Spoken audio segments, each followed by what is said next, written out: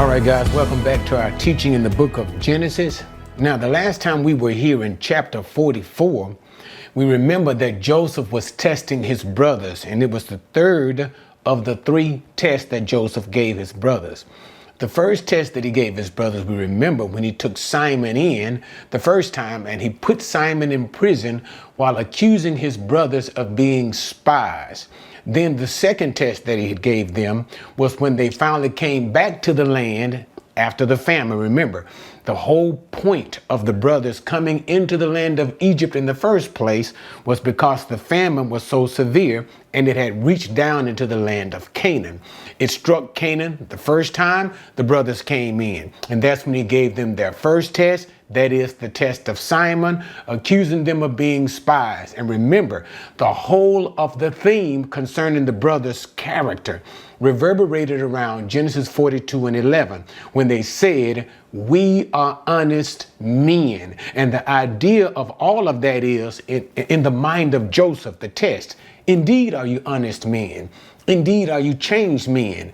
Men who have changed from who were once jealous of me because of what the dreams that I had, or because of how my father favored me amongst the rest of the brothers, amongst you all. Are you changed men? Men who desired to kill me. Men who, when they saw me, put me in a cistern pit. And men who sold me to Ishmaelite traders. Are you indeed changed me? So that's the idea behind Joseph's test. So number one, we saw when they first came in and their brother Simon was kept into prison until they should return back into the land. Remember, Joseph knew that there would be 7 years of famine in the land. Okay. Number two, when they came in the second time, and they was hesitant because Jacob was unwilling to send his last son by his wife Rachel, that is, son by the name of Benjamin. He was the full brother of Joseph, and this was the demand of Joseph to his brothers, that if you would see my face again, if you would trade in the land, that is, continue to buy grain from Egypt, and Egypt was the only place there was grain in the whole surrounding area at that time. Famine was so severe. If you are continuing to buy grain, you will have to bring your brother Benjamin as proof. You see the testing of the brothers. And so there was a reluctance from Jacob, their father, to send him, because he didn't want to lose. He knew that he had lost Joseph already. Okay. He thought Joseph was dead. Now he has lost Simon because he has been imprisoned by Joseph, who did not know it was Joseph. Okay. He had lost Simon, and of course he did not want to lose Benjamin, who was his, let me say it again, kind of like new favorite son. Joseph had 11 sons that he believed was living. He actually had 12. He thought Joseph was dead, but Joseph was alive, of course. So he was unwilling. So he waited it out as long as he could. And finally, when there was no other choice and they were about to starve to death again, he sends the brother. And what happened? Judah intervenes and said, unless you send Benjamin, we will not go. Jacob agrees. He sends Benjamin along. Benjamin goes. There is the second test. The second test is while they are seated in the house of Joseph, they have this great dinner. Benjamin is given 5 times as much food before the rest of the brothers, where Joseph can watch and see how they react. Again, are you indeed changed men? Are you jealous of Benjamin? Are you envious in any kind of way? The brothers passed that test with flying colors. Then the final test that we have, as we were here in chapter 44, the last time, when they actually left from the meal the next day, he filled their sacks as he had normally done, but this time he put the cup, Joseph's silver cup. And it was all a setup by Joseph. And so he told his steward to do that, put his silver cup in their bags. And when they got down to the edge of the city, right before they got ready to leave, to go and stop them and accuse them of theft. And so Joseph's household steward did just that. And when the men heard this accusation by the steward as they were being stopped, they were indignant in the sense, and they began to defend themselves, saying, we could not do this thing. We even brought back the money that was given, that was found in our sacks from the last time. Whoever did such a thing, let this man be put to death, and the rest of us brothers will become slaves to you. And so the steward refused this, but nevertheless he began to search, starting with the eldest, going down to the youngest. And there indeed the silver cup was found in Benjamin's sack, in whose sack it was placed in the first place, according to the directions of Joseph. The brothers came back to Egypt once again, fell before Joseph and began to plead, simply saying that there was absolutely nothing that they could say. And that's when Judah stood up and Judah began to plead, and Judah began to intercede, not only on behalf of the brothers, but especially on behalf of Benjamin and his father Jacob, simply saying that he could not live if you did not send Benjamin back. So he pleaded with Joseph, don't take Benjamin, hold me responsible. Please send even the rest of my brothers back, because my father would surely die if anything happened to Benjamin. And this was one of the most moving words that we had from the mouth of Judah to his brother Joseph. And remember, Judah was the one whose bright idea it was to sell Joseph as a slave to the Ephraimites, as well as Judah did not even recognize that it was Joseph at this time. All right, with that, we get ready to go into chapter number 45, and we will have the revelation of Joseph to his brothers, as the brothers have passed all of their tests, and now Joseph, filled with emotion at the plea of Judah, Joseph reacts. All right, chapter 45. Then Joseph could not control himself before all those who stood by him, and he cried, "Have everyone go out from me." So there was no man with him when Joseph made himself known to his brothers. He wept so loudly that the Egyptians heard it, and the household of Pharaoh heard of it. Then Joseph said to his brothers, "I am Joseph. Is my father still alive?" But his brothers could not answer him, for they were dismayed at his presence.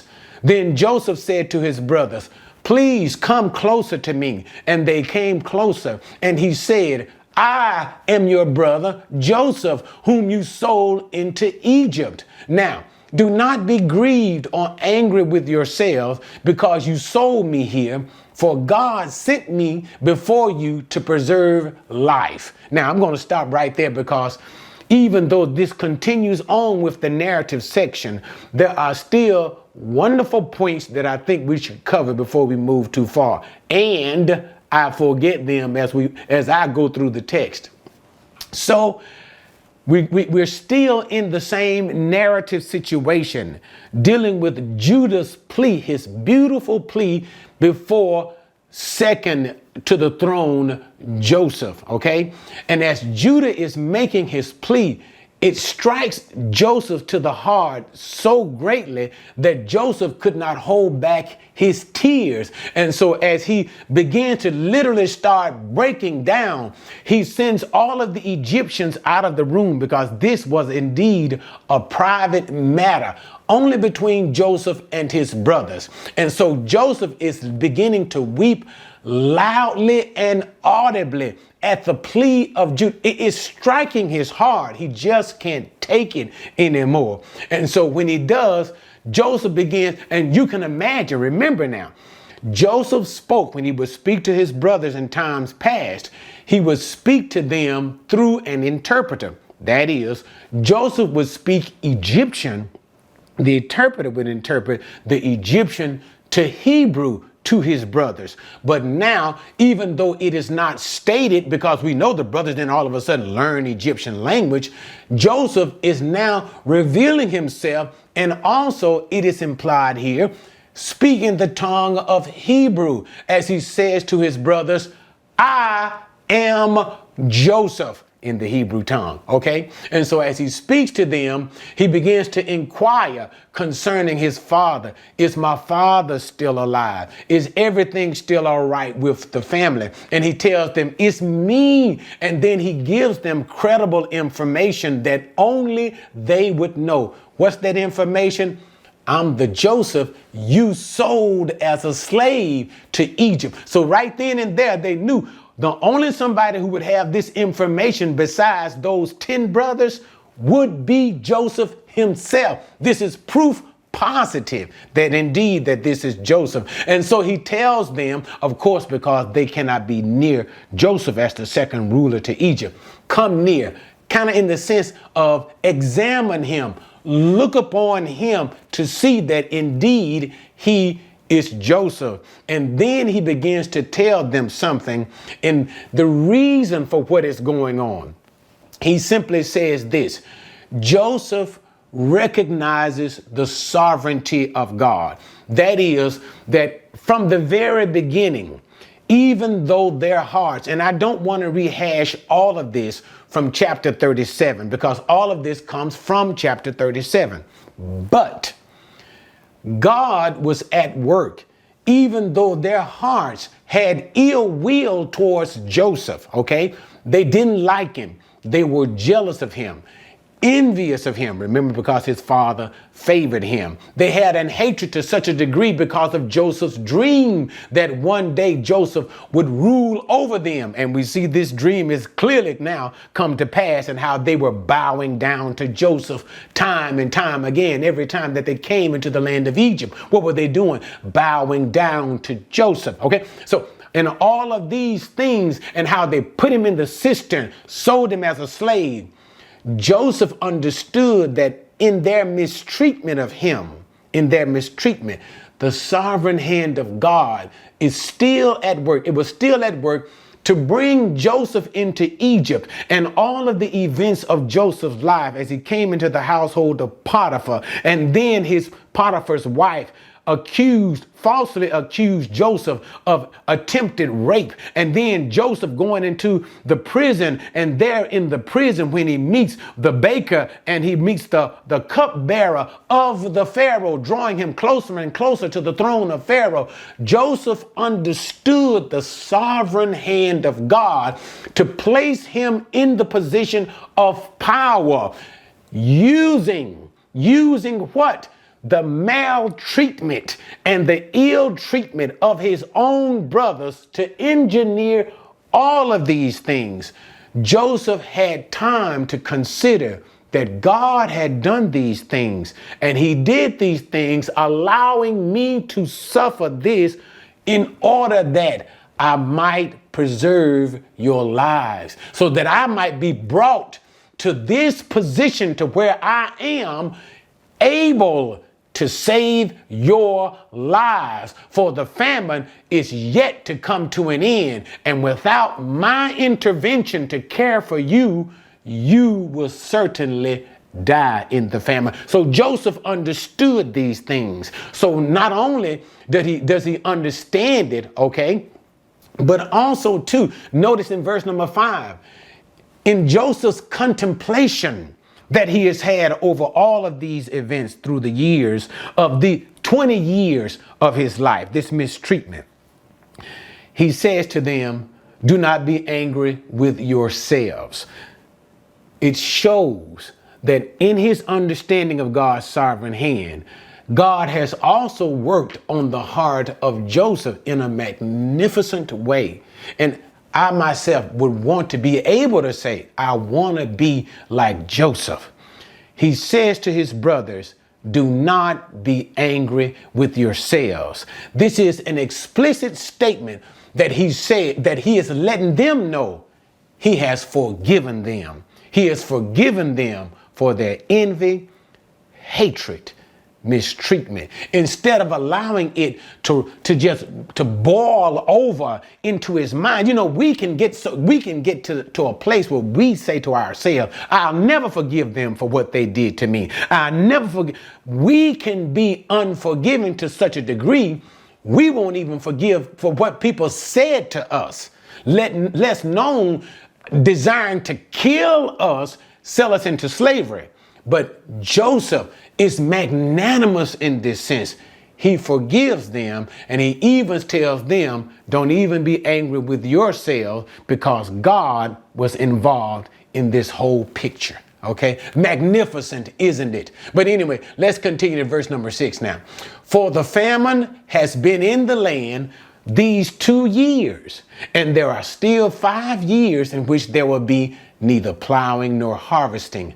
God sent me before you to preserve you for a remnant in the earth, and to keep you alive by a great deliverance. Now, therefore, it was not you who sent me here, but God, and he has made me a father to Pharaoh, and a lord of all his household, and ruler over all the land of Egypt. Hurry up and go up to my father and say to him, thus says your son Joseph, God has made me Lord of all Egypt. Come down to me, do not delay. You shall live in the land of Goshen, and you shall be near me, you and your children, and your children's children, and your flocks, and your herds, and all that you have. There I will also provide for you, for there are still 5 years of famine to come, and you and your household and all that you have would be impoverished. Okay, so he stops here. So now he didn't stop there. I'm sorry. I'm going to stop there.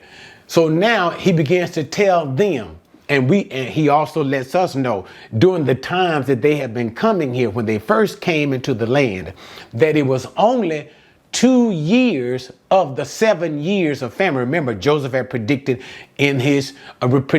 according to the Pharaoh's dream. Remember the 7 lean cows and the 7 blasted corn ears of the Pharaoh's dream. 7 years of famine, to such a degree that it would eat up the abundance of the 7 years of great times of plenty and harvest. Okay.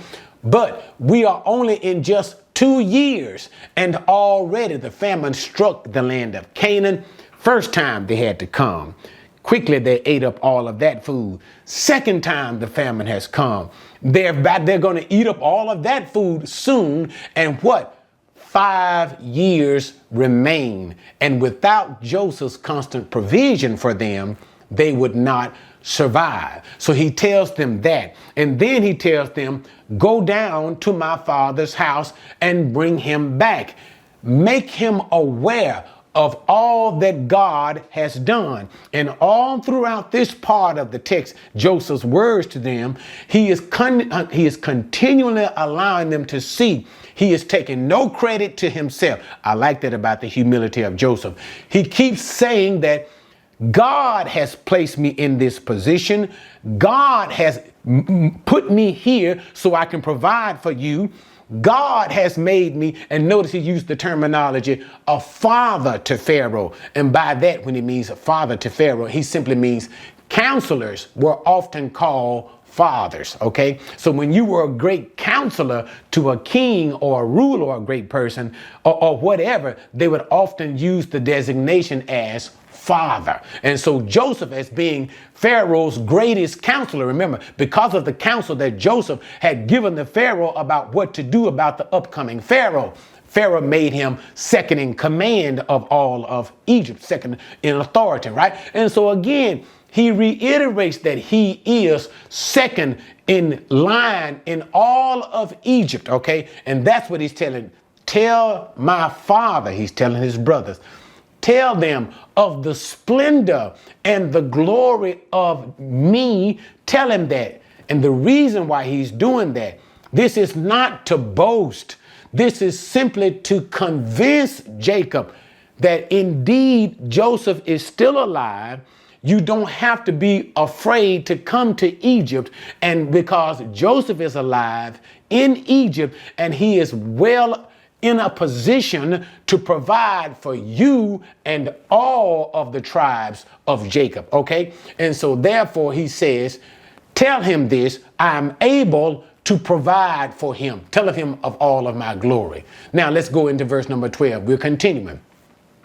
Behold, your eyes see, and the eyes of my brother Benjamin see, that it is my mouth which is speaking to you. Now you must tell my father of all my splendor in Egypt and all that you have seen, and you must hurry and bring my father down here. Then he fell on his brother Benjamin's neck, and he wept, and Benjamin wept on his neck. He kissed all of his brothers and wept on them. And afterward, his brothers talked with him. Okay, so now he begins to tell them once again, indeed, you have, and he is simply fortifying the fact, it is me.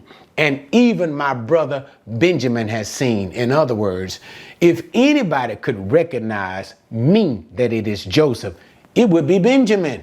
And Benjamin can testify and say that it is me. And I'm speaking to y'all that in other words, I am truly alive. So go down and tell my father everything that I've said. Tell him about the glory that I have. And remember what I just said about the glory that he has. Not a braggadocious statement, but simply a point of fact, simply saying that all that he had spoken of in the dream, in the greatness that God would once give him, in order that he would be able to provide for his father Jacob and all his tribe, he would have to be a man of great wealth and power in order to do that. So Joseph is not bragging. He is simply telling them, I'm in a position to take care of you.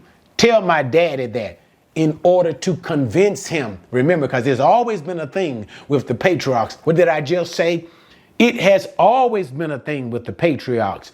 Do not leave the land of Canaan. And even when we get into the next chapter, that's going to be a thing reiterated again. Because remember, even when Abraham came down into the land of Canaan, I believe that's what Genesis chapter 12, and there was a famine, not as severe as this one, but nevertheless, a famine hit the land of Canaan. He went into the land of Egypt, but he should not have gone into the land of Egypt, okay? And then once again, we see the same thing beginning to reoccur with Isaac, and God having to tell him, don't leave the land of Canaan. So it's always been a thing with the patriarchs in leaving the land of Canaan. But notice this time, Joseph is urging them to leave the land of Canaan. All right. And then we'll find out later, and I'm not going to be too premature, that God himself will go and tell Jacob, it's all right. You can now leave the land of Canaan. Why? Because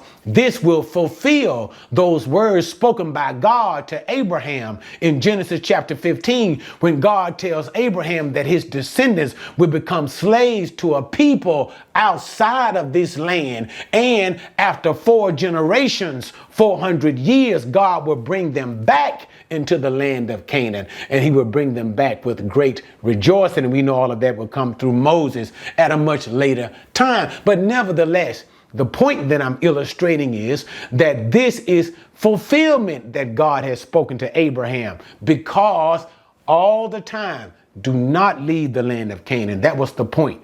Don't leave the land of Canaan. But now God has orchestrated things that they should leave the land of Canaan. And let's rewind the tape all the way back. And why is God allowing them? Why is God himself sending them? Causing the famine to drive them, using Joseph, sending him in front of them, using the feelings of their brothers and the hatred. Why is God doing all of these things? Let's go all the way back. I believe it's chapter 35.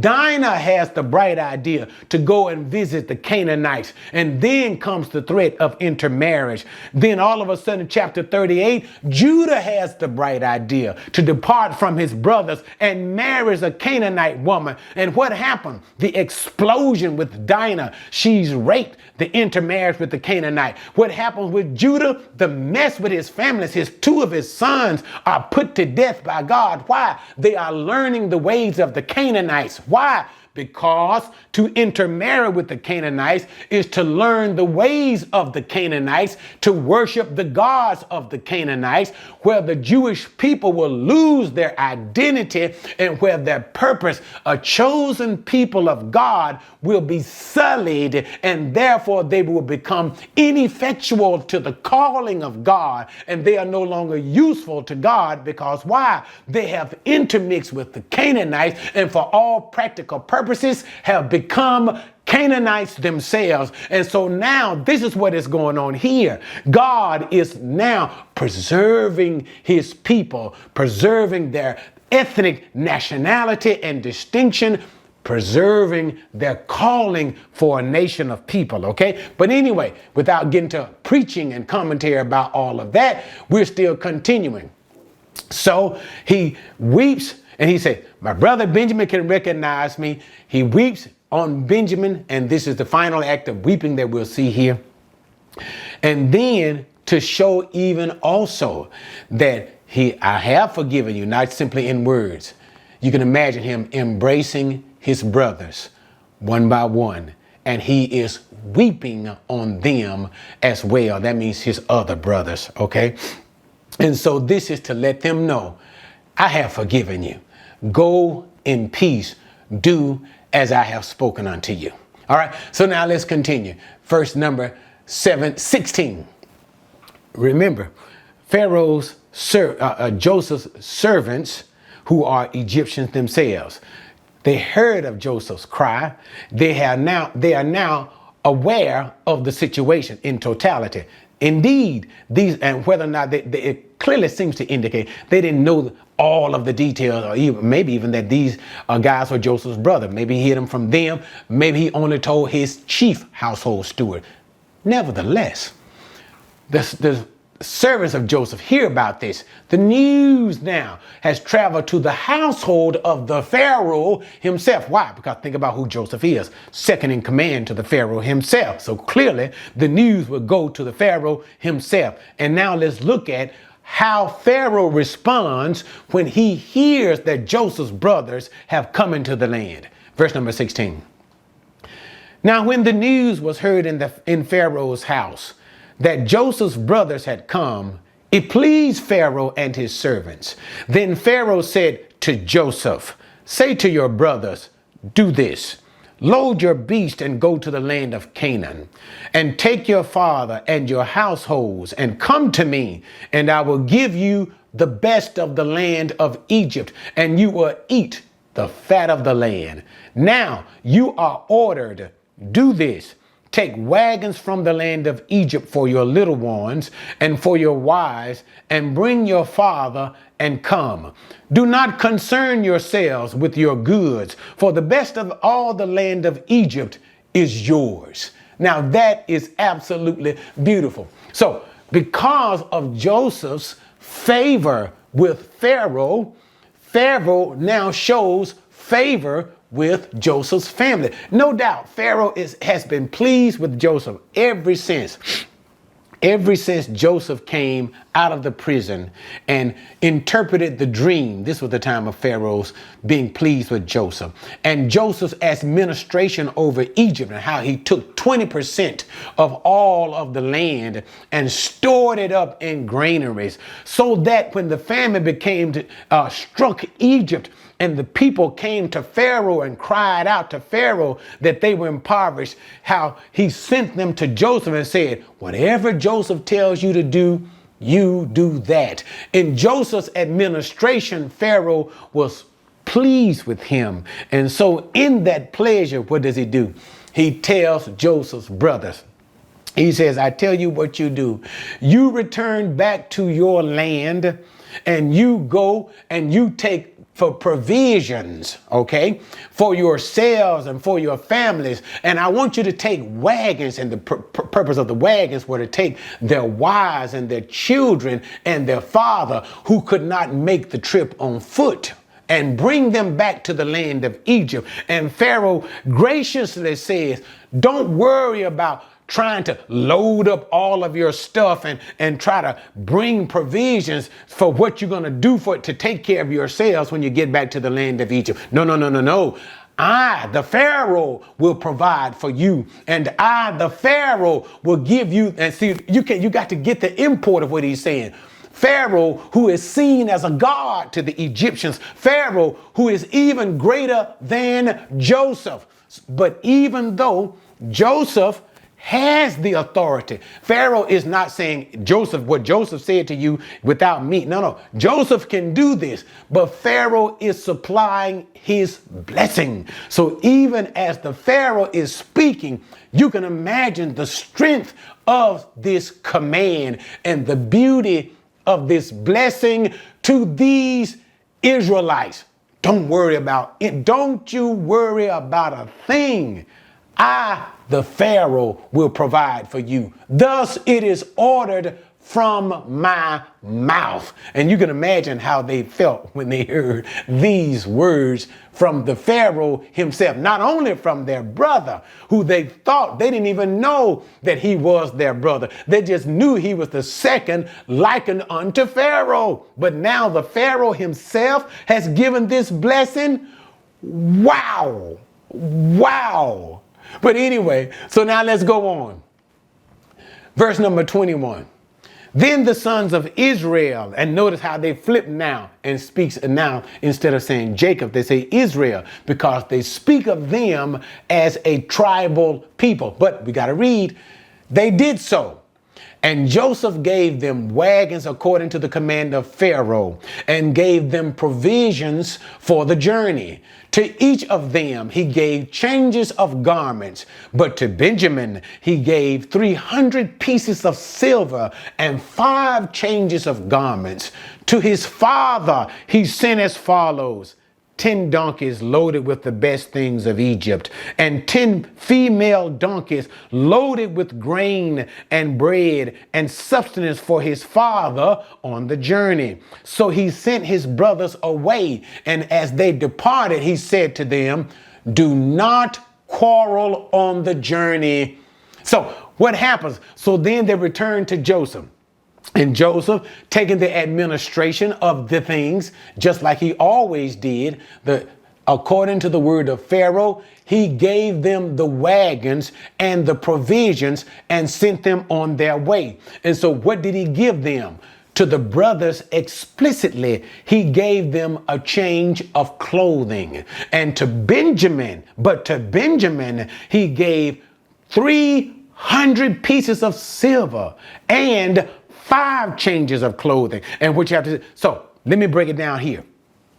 So as to the brothers, he gave a change of clothing. It cannot help but take our minds back to Joseph. And Joseph, how he wore a special robe that was given to him of his father Jacob, Genesis chapter 37, a robe of many colors, a robe of distinction. And notice how Joseph himself has now clothed his own brothers, the 10 brothers who stripped his clothing from his back and placed goat blood on it. Those 10 brothers now Joseph has reclothed. And the point here, he is honoring those who dishonored him.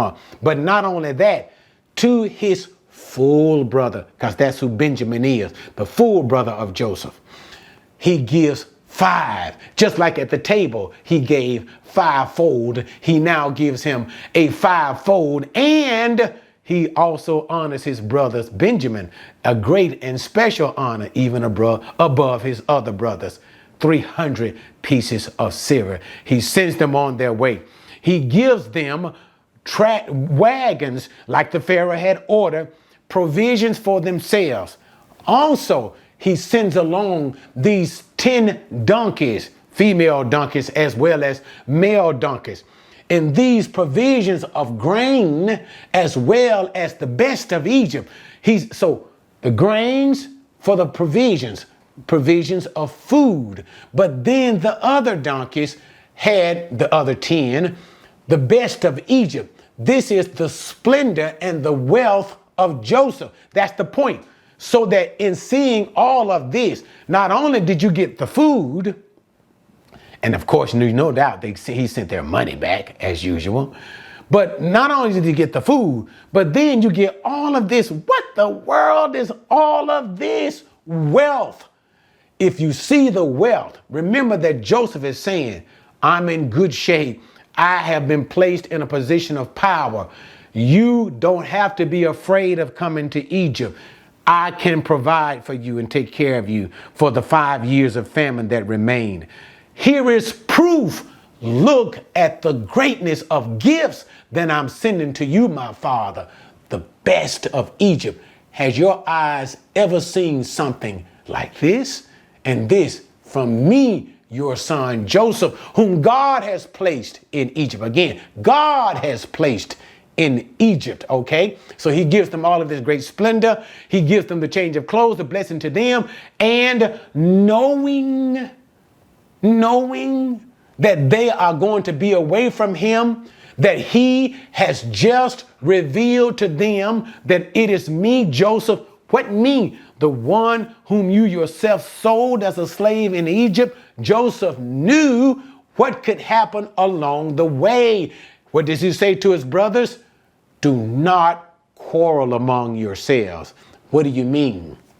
So now as they leave Joseph, they have time to consider their actions and what is all going on and begin to digest. And they can now begin to point fingers at one another, saying, when Joseph came and you said this and you wanted to do this, and Judah, it was your bright idea to sell him as a slave. And maybe Reuben, remember, Reuben did not want Joseph to be killed, and Reuben didn't want any. Reuben wanted to return Joseph back to his father safe and sound. And Reuben could say to all of his brothers, this is all your fault. And if you got Joseph knew this could happen and it could bring division. Joseph said, this is not a time for division. This is a time for what? Chapter 45, the theme of 45, reconciliation. This is a time for all of these things to be put away. This is a time for us all to come together. Let's bury the hatchet. It was God who had done all of these things. Let us come together as a family. Let us understand that God is bringing a famine on the land, and God has placed me in order to preserve your life. Forget everything that has happened. Come together. Tell my father. Tell him to trust what you're saying. Bring him to Egypt so I can take care of him as well as all of your family. Not the time. Don't quarrel amongst yourself. Joseph is indeed a wise man. Now let's finish it. So what? So he sent his brothers away. Then they went up from Egypt, came to the land of Canaan to their father Jacob. They told him, saying, Joseph is still alive. And indeed, he is ruler over all the land of Egypt. But he was stunned, for he did not believe them when they told him all the words that Joseph, that he had spoken to them. And when he saw the wagons that Joseph had sent to carry him, the spirit of their father Jacob revived. Then Israel said, I like the way it's doing the name change from Jacob to Israel, Jacob to Israel. Then Israel said, it is enough. My son Joseph is still alive. I will go and see him before I die. All right. And so what happened? So then they left Egypt, just like Joseph had warned them, going down, no quarreling along the way. They go down there to their father Jacob. So they finally arrived home and they said, Dad, Father, Joseph is alive. And not only is he alive, he is the one we've been talking to the whole time. He is the ruler of Egypt. And you can imagine the swooshing that's going on in Jacob's head. He's like, what? But he's supposed to be dead. An animal killed him or 22 years ago, or 29, whatever it is. What? This cannot be true. But they say, yes, he is. It is Joseph. And look, he spoke to us. Benjamin can tell you, yeah, this is him, Dad. Not only that, look Look, he is the ruler of Egypt. Remember those things in the wagon, the provision that was set on top of the donkeys, as well as the fatness of the land of Egypt. Those other 20 donkeys, remember that? 10 donkeys, remember that? 10 donkeys. Look at all of this stuff. Joseph is ruler. Joseph is a powerful man. Joseph is the man that we have been talking to in the first place. And so Jacob's mind begins to, it's hard to fathom that all of this is true, but nevertheless, he accepts what his sons have said, and all of a sudden his spirit is revived. Can you imagine how happy he is to know that his son, even his favorite son from the beginning, the first one, is indeed alive, and that he's ruler in the most powerful, and that's the thing that you have to understand about Egypt. At this time, Egypt is the most advanced and powerful, educationally advanced too, in arts and science. Beautiful thing. Most powerful nation in the world. His son is ruler under the Pharaoh, ruler over the land of Egypt. So he is indeed happy. And so now he has resigned himself to say, you know what? It is good. I'm an old man. I will get a chance to see my son before I die. So it seems to indicate that Jacob is believing that he doesn't have many more days to live, and he'll be glad to see Joseph before he dies. As well, the text seems to indicate that he does not intend to stay in Egypt. But we're going to find out in chapter 46 that God is going to speak to Jacob later on concerning this so-called visit in the land of Egypt. And we'll also discover something about how Joseph was thinking and feeling about leaving the land of Canaan and going down into the land of Egypt. But nevertheless, all we can say about Jacob at this point is he is ecstatic and he cannot wait to see his son Joseph. God indeed has brought about not only a reunion of the brothers with joy in reconciliation, has provided for the brothers and all of the family of Jacob during the time of famine that has struck the land of Egypt and the land of Canaan. But God also has engineered that the family of his chosen people should be brought into the land of Egypt for their preservation ethnically, for their preservation according to the will of God, to be a light unto the Gentiles, so that they will not intermix with the Gentile, intermix with the Canaanites, and be preserved as a unique people of Israel. All right, guys. Thanks for joining me in that. I think that was a great teaching and I really enjoyed that. But thank you guys for joining me with that. Remember, I need your help to continue to build the channel. So like and subscribe. All right, see you next time as we get into chapter 46 as Jacob prepares to move his family and the entire tribe into the land of Egypt in Goshen. See you then.